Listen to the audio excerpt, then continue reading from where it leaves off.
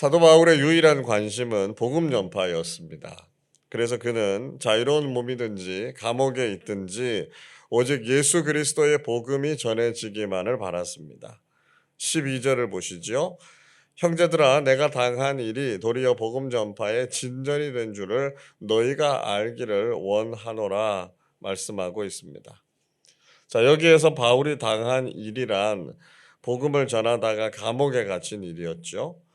자, 그런데 바울은 자신의 감옥에 갇힌 것이 오히려 복음을 전하는데 진전이 되었다라고 하는 것을 빌립보 교회에 알렸습니다.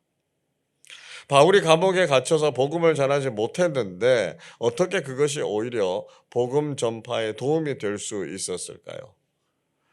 14절에 보시면 형제들 중에 다수가 바울이 복음 때문에 감옥에 들어갔다라고 하는 소식을 듣고 오히려 믿음 안에서 담대하게 복음을 전했기 때문이었다 말씀하고 있습니다. 그러고 보니까 사람들이 복음을 전하는 방식이 참 다양한 것을 볼 수 있습니다. 15절에 보면 어떤 사람들은 다른 사람들과 다투거나 논쟁하면서 복음을 전하는 사람들이 있었고요. 어떤 사람들은 착하고 온유함으로 복음을 전하기도 했다. 이렇게 이야기하고 있습니다.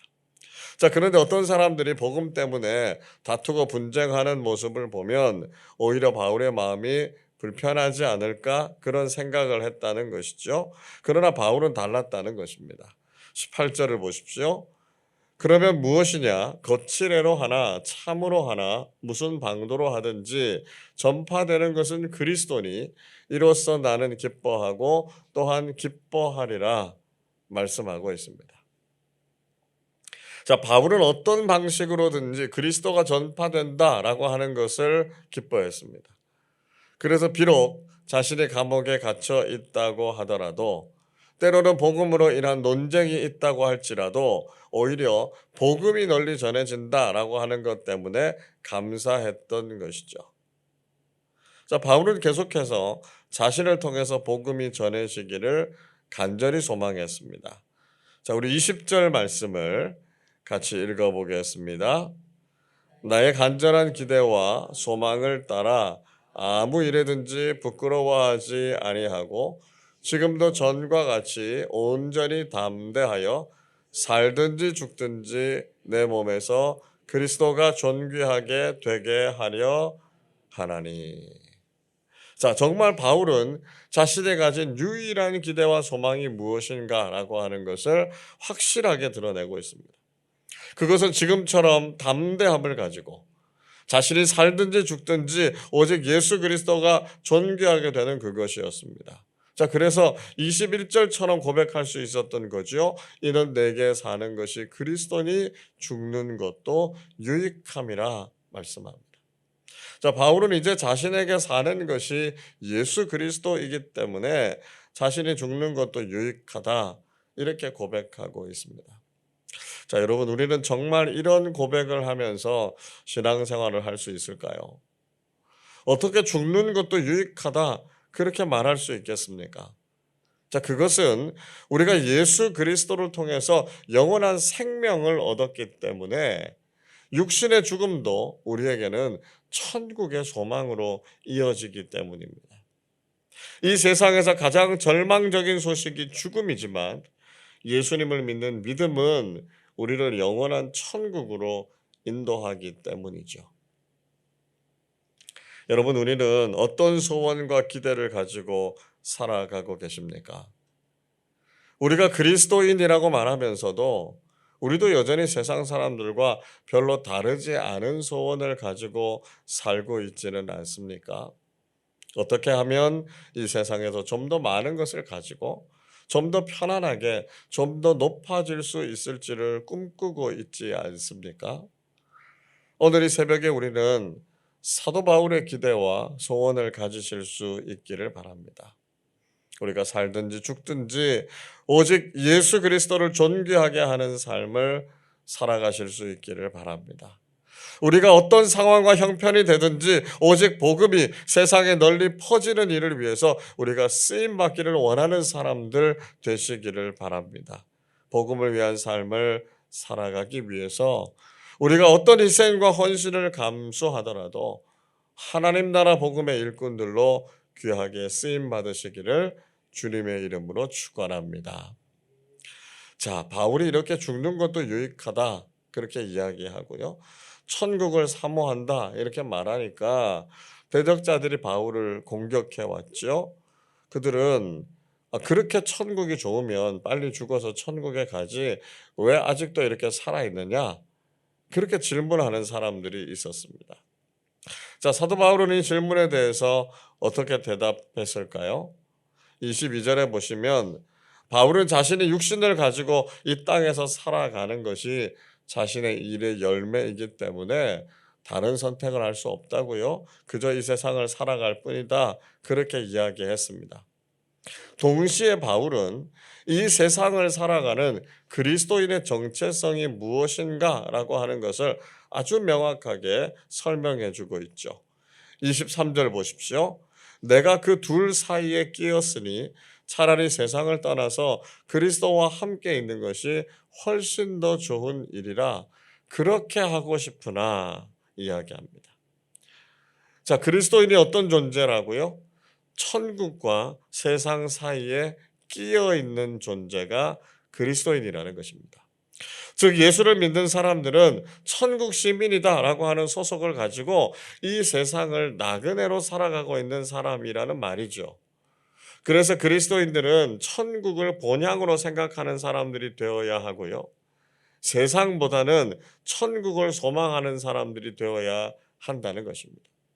우리는 천국과 세상 사이에 끼어 있지만 우리 삶의 무게 중심은 세상이 아니라 천국에 있어야 한다는 것이죠. 여러분 어떻습니까? 우리는 세상보다 천국을 더 소망하는 사람들입니까? 우리가 세상의 것을 소망하면서 천국의 삶을 자꾸 미루려고 하면 안 된다는 것이죠. 자, 그럼에도 불구하고 바울은 여전히 자신이 육신을 입고 세상에서 삶을 살아야 하는 그리스도인이다라고 하는 것을 직시하고 있습니다. 그러면서 자신이 이 땅을 살아갈 때 어떤 그리스도인으로 살아가야 할 것인가라고 하는 것에 대해서 잘 알고 있었던 것이죠. 세 가지를 이야기하고 있는데요. 먼저 그는 유익을 주는 그리스도인이었다라고 하는 것입니다. 24절 보십시오. 내가 육신으로 있는 것이 너희를 위하여 더 유익하리라 말씀합니다. 바울은 이 세상을 살아가면서 그가 하는 일들이 빌립보 교인들에게는 영적인 유익이 됐다는 것이죠. 25절에서도 바울이 이렇게 살아서 사역을 함으로써 빌립보 교회에 믿음의 진보가 있었고요. 그들의 삶에 기쁨이 있었다. 그렇게 이야기하고 있습니다. 우리가 그리스도인으로서 이 세상을 살아갈 때 교회와 믿음의 공동체에 영적인 유익을 주는 사람들이 되어야 한다는 것이죠. 우리는 다른 사람들의 신앙이 성숙할 수 있도록 돕는 사람들이 되어야 하고요. 우리 때문에 신앙생활을 기뻐할 수 있어야 한다는 것입니다. 조금이라도 우리가 다른 사람들의 신앙에 걸림돌이 되어서는 안 되고요. 그들을 시험에 들게 해서는 안 된다라고 하는 것이죠. 자, 둘째로 그는 자랑스러운 그리스도인이었습니다. 26절 보십시오. 내가 다시 너희와 같이 있으므로 그리스도 예수 안에서 너희 자랑이 나로 말미암아 풍성하게 하려 함이라 말씀하고 있습니다. 영적인 지도자인 바울로 인해서 빌립보 교회는 자랑스러워했습니다. 바울과 같은 좋은 지도자를 통해서 영적 지도를 받았고요. 그들의 믿음이 성장한 것에 대해서 감사했습니다. 우리도 흔히 교회에서 배출한 좋은 일꾼들을 보면서 자랑하지 않습니까? 얼마 전에도 신문 보도를 보니까요. 션과 정혜영 부부가 벌써 57억이나 되는 돈을 기부해서 많은 사람들의 존경을 받고 있습니다. 자랑할 만한 대표적인 크리스천 연예인이죠. 자, 우리는 이 세상을 살아가는 동안에 정말 자랑스러운 그리스도인이 되어야 한다는 것입니다. 목사는 성도들을 자랑하고요. 성도들은 목회자를 자랑할 수 있는 교회가 돼야 그 교회가 건강한 교회가 되죠. 부흥하는 교회가 된다는 것입니다. 그런데 오늘의 현실은 그리스도인들의 모습 때문에 교회가 부끄러움을 경험할 때가 많다는 것이 우리의 현실입니다. 그러나 우리 아름다운 교회는 정말 자랑스러운 그리스도인들과 교회가 되어서 교우들의 사랑과 세상의 칭찬을 받는 교회와 그리스도인들이 되시기를 바랍니다. 마지막 셋째로 그는 복음에 합당하게 생활하는 그리스도인이었다는 것이죠. 27절 상반절을 보십시오. 오직 너희는 그리스도의 복음에 합당하게 생활하라 말씀하고 있습니다.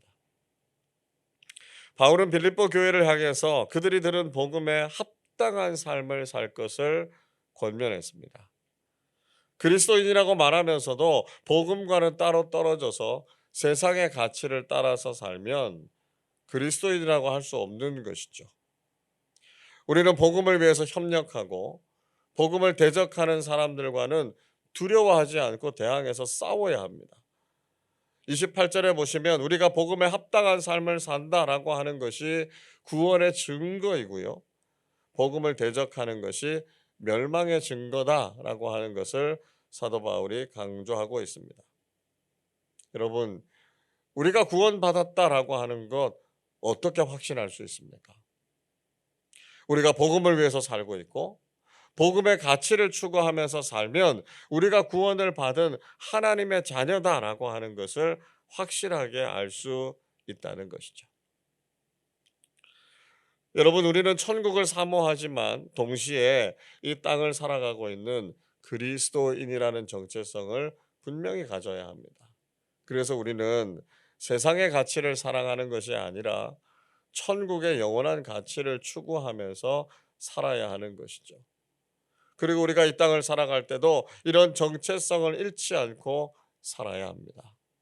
우리가 이 땅을 살아갈 때 유익한 그리스도인으로, 자랑스러운 그리스도인으로, 복음에 합당한 그리스도인으로 살아서 하나님께는 영광이 되고 교회와 많은 사람들에게는 신앙의 덕을 세우는 진실한 그리스도인들이 다 되시기를 주님의 이름으로 축원합니다. 기도하겠습니다. 사랑과 은혜가 풍성하신 하나님 아버지, 저희들을 구원해 주시고 복음과 하나님 나라의 가치를 위해서 살게 하시니 감사드립니다. 저희들의 삶이 어떠한 상황과 형편에 놓여 있다고 할지라도 저희들을 통해서 복음이 전해지는 것이 가장 큰 기쁨이 되게 해 주옵소서.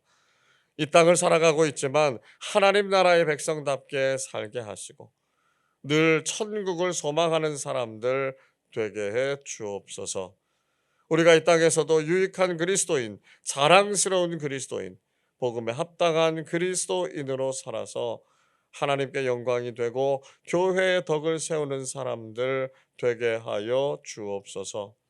지금도 점점 차가워지고 어두워져가는 세상을 볼 때 마음에 실망과 낙심이 들 때가 많습니다. 그러나 믿음의 용기를 가지고 담대하게 맞서게 하시고 그리스도의 사랑으로 세상을 변화시켜 나가게 해 주옵소서. 우리가 먼저 공동체 안에서 서로 사랑을 실천하게 하시고 세상 속에서 십자가의 사랑을 나누게 하셔서 이 세상을 따뜻하게 만들어가는 주님의 일꾼들이 되게 해 주옵소서. 믿지 않는 가족들을 구원하게 하시고 오늘 하루 저희들의 삶에도 평안과 기쁨이 가득하게 해 주옵소서. 감사드리며 우리 주님 예수 그리스도의 이름으로 기도하옵나이다. 아멘.